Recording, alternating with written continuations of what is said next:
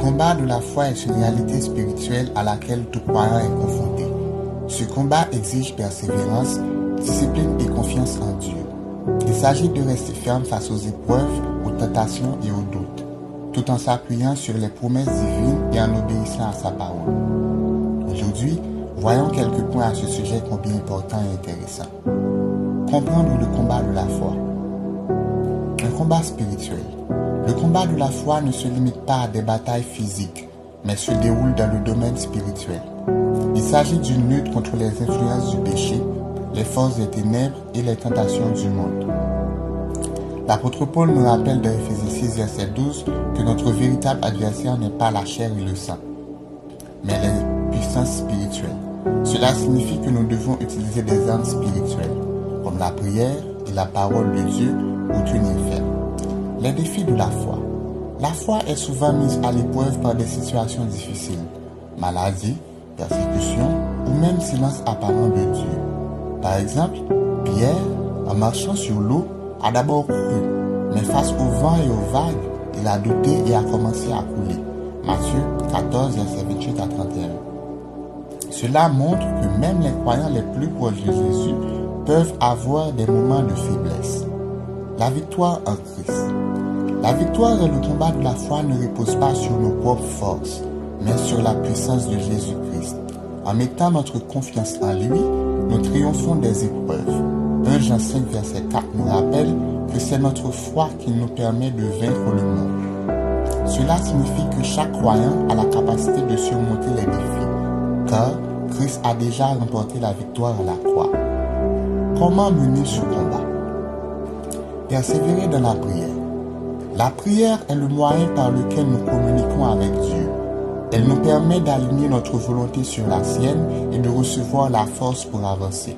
Dans Luc 18, verset 1er, Jésus enseigne la persévérance de la prière à travers la parabole de la veuve et du juge inique. Cela illustre que nous devons prier sans relâche, même lorsque les réponses semblent tarder. Étudier la parole de Dieu. La parole de Dieu est notre arme offensive contre l'ennemi.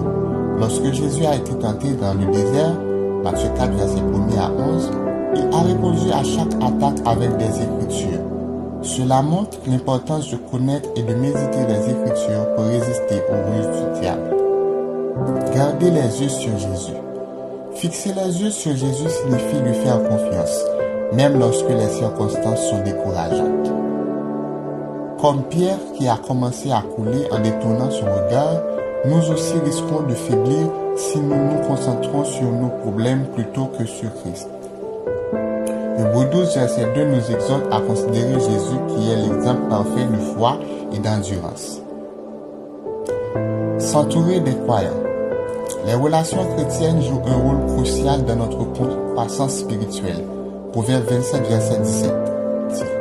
Comme le fer aiguise le fer, ainsi un homme en aiguise un autre. Les groupes d'études bibliques, les cultes et les temps de communication nous permettent d'être encouragés et corrigés par d'autres croyants. Le combat de la foi est exigeant, mais la récompense est éternelle.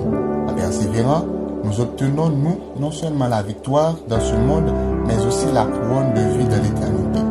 Comme dit l'apôtre Paul, j'ai combattu le bon combat, j'ai achevé la course, j'ai gardé la foi. Désormais, la couronne de justice m'est réservée. 2 Timothée 4, verset 7 et 8. Enfin, faisons cette prière ensemble. Seigneur Tout-Puissant, nous te remercions pour le don de la foi et pour tes promesses qui nous fortifient. Aide-nous à mener le bon combat, à rester ferme face aux épreuves et à te faire confiance en toutes circonstances. Remplis-nous de ton esprit pour que nous puissions marcher selon ta volonté. Nous remettons notre vie entre tes mains et proclamons la victoire au nom puissant de Jésus-Christ. Amen.